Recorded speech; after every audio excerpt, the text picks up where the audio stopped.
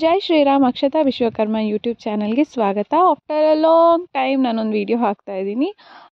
Malnad style ಅಕ್ಕಿ ಹಪ್ಪಳ ನಮ್ಮ ಮನೇಲಿ ಮಾಡಿದ್ವಿ, ಹೇಗೆ ಮಾಡಿದ್ವಿ ಅನ್ನೋದ್ರದ್ದು ಒಂದು ವ್ಲಾಗ್ ಇದು. ಅಕ್ಕಿ ಹಪ್ಪಳ ನಾವು ಮಾಡಿದ ಅಕ್ಕಿ ಹಪ್ಪಳದ ಸೆಟಪ್ಪು ಅಂದರೆ ಒಲೆಯಲ್ಲಿ ಮಾಡ್ತೀವಿ. ಯೂಶ್ವಲಿ ಏನಂದರೆ ಗ್ಯಾಸ್ ಮೇಲೆಲ್ಲ ಮಾಡಿದ್ರೆ ಅಷ್ಟು ಬೆಂಕಿ ಸಫಿಷಿಯೆಂಟ್ ಆಗೋಲ್ಲ, ಇಷ್ಟು ದೊಡ್ಡ ಪಾತ್ರೆ ಇಟ್ಟಿದ್ದೀವಿ. ಸೊ ಒಲೆಯಲ್ಲಿ ಮಾಡಿದ್ರೇ ಟೇಸ್ಟ್ ಚೆನ್ನಾಗಿ ಬರೋದು ಅಂಥೇಳಿ ಹೇಗೆ ಮಾಡಿದ್ವಿ ನೋಡ್ಕೊಂಬರೋಣ.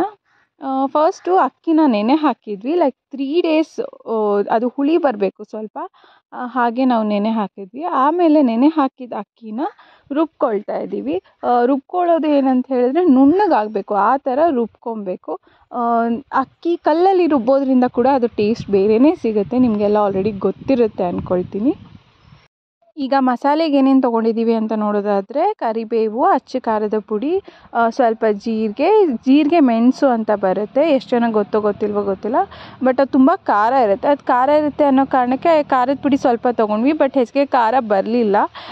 ಮತ್ತು ಶುಂಠಿ ತೊಗೊಂಡಿದ್ದೀವಿ.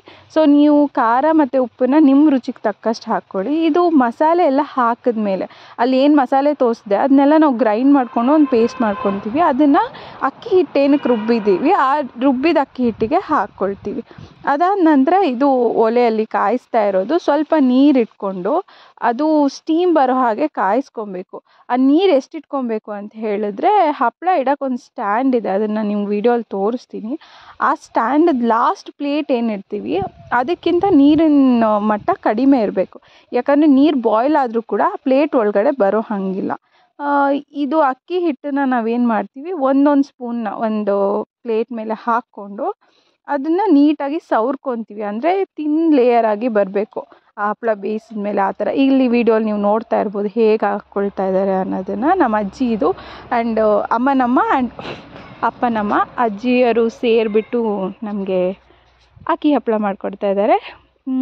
ಸೊ ಇದು ಎಲ್ಲ ಸವರ್ಕೊಂಡು ಅದಾದಮೇಲೆ ಇದೆಲ್ಲ ರೆಡಿ ಮಾಡಿಟ್ಕೊಂಡಿದ್ದಾರೆ. ಈಗ 4ರಿಂದ 5 ಪ್ಲೇಟ್ ಅಷ್ಟು ಹಿಡಿಯುತ್ತೆ ಆ ಒಂದು ಸ್ಟ್ಯಾಂಡಲ್ಲಿ. ಸೊ ಈಗ ಅದನ್ನು ಇಡ್ತಾ ಇದ್ದಾರೆ. ಇಟ್ಟಾದಮೇಲೆ ಇದನ್ನು ಪೂರ್ತಿ ಆ ಸ್ಟೀಮ್ಗೆ ಏನು ರೆಡಿ ಮಾಡ್ಕೊಂಡಿದ್ದೀವಿ ಆ ಪಾತ್ರೆ ಒಳಗಡೆ ಇಟ್ಟು ಮುಚ್ಚಿಬಿಡ್ತಾರೆ. ಮುಚ್ಚಿ ಒಂದು 2 ನಿಮಿಷ ಅಥವಾ 3 ನಿಮಿಷಕ್ಕೆ ಅದು ಬೇಯುತ್ತೆ. ನಿಮ್ಗೆ ಗೊತ್ತಾಗುತ್ತೆ, 1-2 ಸತಿ ಮಾಡೋಷ್ಟರಲ್ಲಿ ಎಷ್ಟೊತ್ತು ಬಿಡಬೇಕು ಅನ್ನೋದು ನಿಮ್ಗೊಂದು ಐಡಿಯಾ ಸಿಗುತ್ತೆ. ಸೊ ಹೀಗೆ ಮುಚ್ಚಿ ಇಟ್ಟು ಅದಾದಮೇಲೆ ಬೆಂದಮೇಲೆ ಎತ್ಕೊಳ್ತಾರೆ.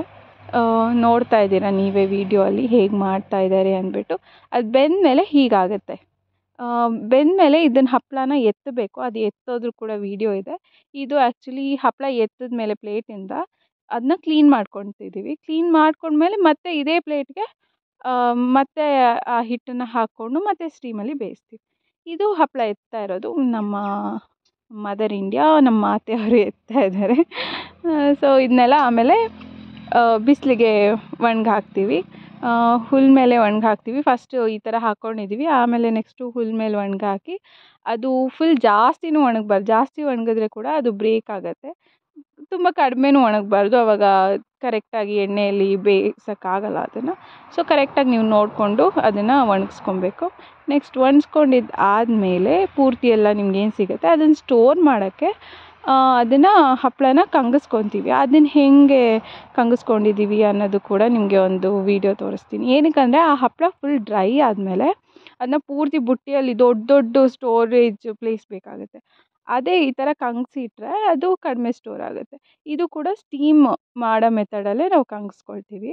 ಏನಂತ ಹೇಳಿದ್ರೆ ಆಲ್ರೆಡಿ ಇಡ್ಲಿ ಪಾತ್ರೆಯಲ್ಲಿ ಹೆಂಗೆ ಹಬೆಯಲ್ಲಿ ಬೇಯಿಸ್ತೀವಿ ಆ ಥರ ಮಾಡಿಕೊಂಡು ಅದ್ರ ಮೇಲೆ ಹಪ್ಪಳ ಇಟ್ಟು ಸ್ವಲ್ಪ ಹೊತ್ತು 1-2 ನಿಮಿಷ ಮುಚ್ಚಿಡ್ತೀವಿ ಅಷ್ಟೇ. ಅವಾಗ ಏನಾಗುತ್ತೆ, ಆ ಹಪ್ಪಳ ಸಾಫ್ಟ್ ಆಗುತ್ತೆ.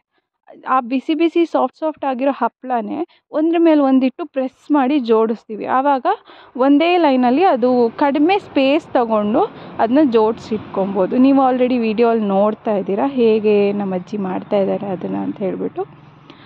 ಇದು ಮಲೆನಾಡು ಸ್ಟೈಲು. ಮಲೆನಾಡವ್ರಿಗೆ ಖಂಡಿತ ಎಲ್ಲರಿಗೂ ಗೊತ್ತಿರುತ್ತೆ. ಮಲೆನಾಡು ಬಿಟ್ಟು ಆಚೆ ಕಡೆಯವ್ರು ಕೆಲವ್ರಿಗೆ ಗೊತ್ತಿರುತ್ತೆ, ಗೊತ್ತಿಲ್ಲದೆ ಇರೋರು ಇವತ್ತು ನೋಡಿದ್ದೀರಾ ಅಂದ್ಕೊಳ್ತೀನಿ. ಈ ಹಪ್ಪಳ ಸ್ಟ್ಯಾಂಡ್ ಇಲ್ಲದೆ ಇರೋರು ಕೂಡ ಸ್ಟೀಮಲ್ಲಿ ಮಾಡ್ಬೋದು. ಅದನ್ನು ನಾನು ಹೆಂಗೆ ಎಕ್ಸ್ಪ್ಲೇನ್ ಮಾಡಬೇಕು ಗೊತ್ತಾಗ್ತಾ ಇಲ್ಲ. ಮೋಸ್ಟ್ಲಿ ಯೂಟ್ಯೂಬಲ್ಲಿ ಬೇರೆ ವೀಡಿಯೋಸ್ ಅವೈಲೇಬಲ್ ಇದೆ ಅಂದ್ಕೊಂಡಿದ್ದೀನಿ. ಸೊ ನಮ್ಮ ಮನೇಲಿ ಹೇಗೆ ಮಾಡ್ತೀವಿ ನಾನು ಅದನ್ನು ತೋರಿಸ್ತಾ ಇದ್ದೀನಿ. ನಾವು ಮೊದಲು ಹಾಗೆ ಮಾಡ್ತಿದ್ವಿ ಹಬೆಯಲ್ಲಿ, ಆ ಸ್ಟ್ಯಾಂಡ್ ಇರೋಕ್ಕೂ ಮುಂಚೆ. ಸೊ ಇದು ಇಟ್ಟಿರೋ ಅಂಥ ಹಪ್ಪಳ.